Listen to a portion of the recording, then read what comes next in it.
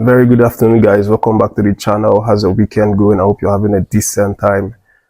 Thank you guys for joining back again on the channel to catch the videos. A big appreciation to all of you. And of course, I want to urge, if you're just tuning into the channel, you're just watching the video for the first time, please do well to subscribe and also join the community if you like updates about Nigerian Super Eagles and, the players, of course.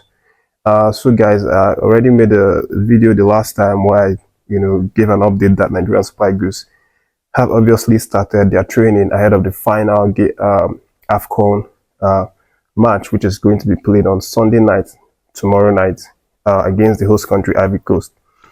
And of course, we have obviously met these guys before in the group stages. We beat them 1-0. It was one of the reasons why they fired their coach, Jean-Louis Gasset, at that time, because they almost did not qualify. They only had 3 points from their win against Guinea-Bissau. And in the final game, they also lost woefully to Equatorial Guinea. 4-0, I think, was the score, which was obviously the reason why they fired the head coach. And they now brought in a much younger, inexperienced Emerson Faye. But he's been doing well with the team. He obviously, been getting results and is now in the finals with Nigeria. But he's now dreaming, he's sort of dreaming at this moment because, he's now said that, he remembers when he was with the under-17 and they were playing World Cup, that they actually met Nigeria in the final and, they beat Nigeria. So he's now recounting that as a good old man, as something that could possibly happen again. But of course, he has his mind, he can dream all he wants. I definitely know that it's going to be a difficult game. You can't say that this team is going to win. You can't say that this other team is going to win.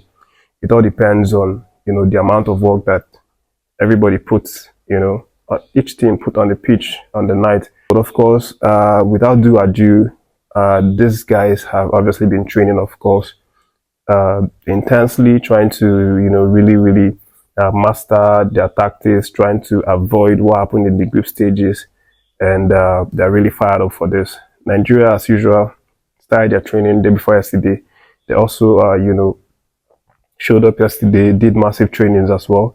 And Peseiro has now said that our man, Zaidu, has stepped up his recovery a bit. He didn't train. He didn't play the semi-final game because he was out on injury. And of course, the first training, which was the day before yesterday, he didn't train with the group. But now Peseiro is saying that he has some conditioning, which apparently is the next step, after training alone. But he's unsure whether he's going to be fit for the game tomorrow. But he said that they are still going to take, final assessment today, which is the last day before the final tomorrow. So I'm definitely going to, be attentive to that one. When anything comes out, definitely update it on the channel tab. Guys, let me go straight and tell you the other update, and this one concerns the refereeing official for the final. So apparently the Moroccan referee who was initially appointed by CAF to referee the final between Nigeria and Ivory Coast by the name Raduni Jihad has now decided to not officiate anymore after he was told by CAF to officiate the third place instead of the final. So he apparently was angered by that and decided to quit or refuse to officiate any the third place, and has instead traveled, boarded the plane and returned to his country, Morocco. But in his place now, the referee that's going to officiate the game between Nigeria and Ivory Coast is a Mauritanian referee by the name Dahami Baida. Of course, these kinds of things actually, make you to wonder what's really going on, behind those closed doors with CAF and their officiating team. But of course, we hope these people are not trying to do any sort of foul play or whatsoever. We want to see, this year's Afcon continuing to keep the standard that it's already kept. It's been praised globally as a competition that we've seen some really massive and impressive refereeing and all of that, and VAR, of course. We hope these guys don't go and kill it off by doing something really crazy and something nasty. But I just wanted to add that in the video, because it seemed like something that has controversy in it. So I'll just go straight to the other update and tell you that Tinubu, of course, is going to be, in Abidjan to watch these guys in the final. And the report is that he's now flown into the country, to watch the final. And he's also going to have a chat with the CAF president. Actually, it was CAF's president, Mr. Motsepe, who stated that he's going to have a chat with the Nigerian president when he comes to watch the final game tomorrow. And of course, Tinubu is already in Ivory Coast as at now. But a funny thing that actually happened was the fact that a Nigerian journalist asked Motsepe when, Africa is going to be able to host the World Cup again.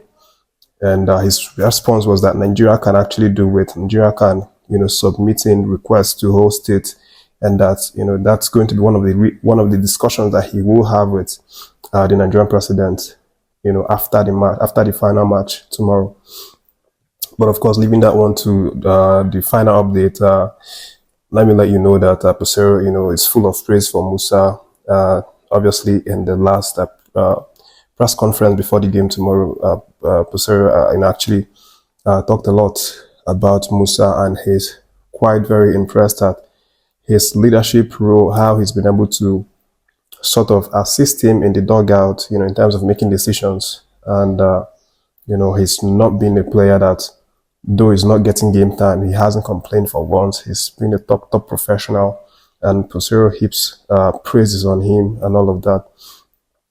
And of course, Musa, obviously had conversations with the media, and the recurring question that he has been having is how does he feel about not playing any minutes in the Afcon so far? And Musa's response has always been the same. Today, he also gave similar response, and it's like, that's not his problem. He doesn't care too much about it.